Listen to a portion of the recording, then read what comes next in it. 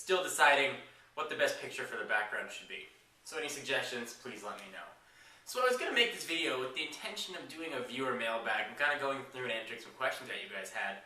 But as I go through and read through all the messages, I'm realizing there's one question that I'm getting more than any other, and that is, how do you get these gadgets to review, where do they come from, and how can I do it? Well, I have good news and I have bad news for you. The bad news is, I'm sorry guys, there's not a magic email address or a magic phone number that you call and all of a sudden you're a technology reviewer and companies are sending you stuff. It's just not the way it works, unfortunately. The good news is that I can give you some hints and suggestions to how maybe you can get on the road to having products sent to you and be a professional reviewer. So guys, as I go through these and list the steps, just keep in mind these are a few steps. You may find your own way, your own techniques may work a little bit better. They're just some suggestions that I have and some of the tribulations that I've gone through to get to the point where I'm at now, and some of the stuff I'm still going through to get to where I want to be. So, first and foremost, you have to have an audience. If you've got 20 or 30 subscribers, unfortunately companies aren't going to send you things. You have to have a substantial audience. I didn't start reaching out to companies until I had about 8,000 subscribers, and even that is a low number, and the people weren't very responsive. I didn't start getting responses until I crossed into 10,000, 11,000, 12,000 subscribers. That's where I really started to get some responses. So what I can suggest, at least what I did, was I looked up companies that I was interested in and had products I wanted to review, and I sent them emails. I said, hi, my name is John Rettinger, I'm a technology reviewer. I've got an audience of 8,000, my videos are viewed however many it was at that time, maybe 500,000 a month. I've got a wide variety of viewership. Here's what my demographic is. Here's why I think you should send me products to review. And be prepared, guys, for a lot of rejection. It's not easy, and it's not an easy road. I still get rejected quite a bit.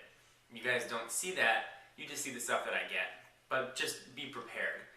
Another thing you guys want to do is build relationships. So build relationships with some of your local electronics merchants. So maybe go to your local Radio Shack, go to your local Best Buy, tell them who you are. Maybe they'll give you products to review. Show them who you are, tell them what you're interested in, tell them what you want to do. Make sure they see a benefit to letting you review these products. You know, they have to get something in return. They have to get exposure, whether it's good or bad. You know, that's what you have to offer them.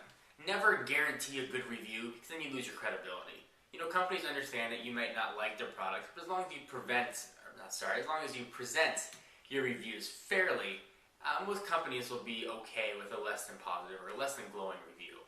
It's definitely something to keep in mind.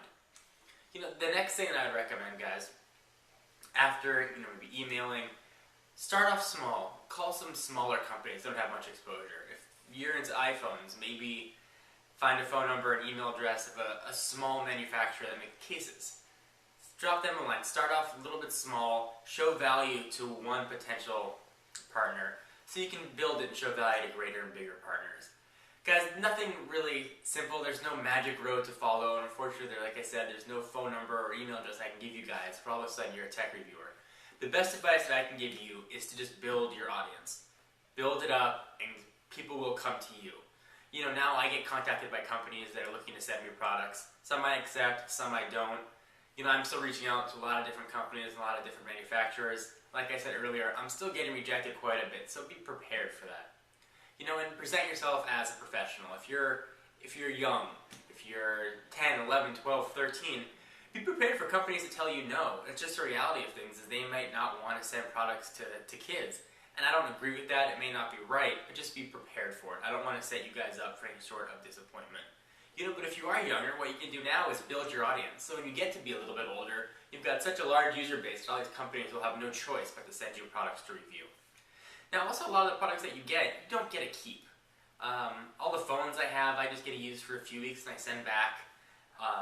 Most things I don't get a hold on to. So be prepared for that as well. Don't think that because you're getting stuff, suddenly your electronics treasure chest is going to grow.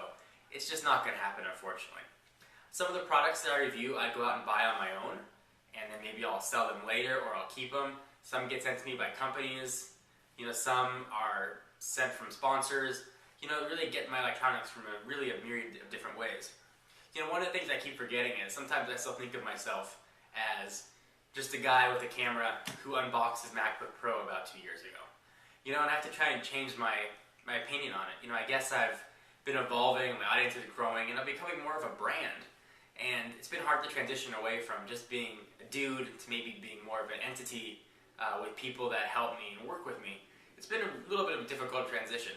You know, you guys are probably going to come to that as well as you start building up your audience, and maybe as you make a website or you make a podcast. It's going to become less about you and more about your brand.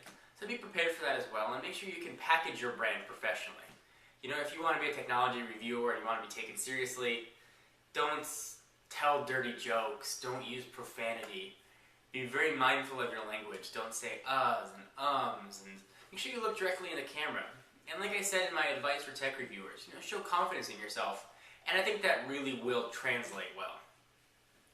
Anyway guys, I hope you found this helpful. I'm trying to answer the biggest questions that I get. I do read all the emails, guys, so please keep them coming. I can't always respond, but if I'm getting an influx of questions that are all the same, you know, I really will do my best to try and answer it. Anyway guys, hope you enjoyed. For exclusive content, be sure to follow me on Twitter at twitter.com/John4Lakers, and I will see you guys in the next video. Talk to you soon. Bye-bye.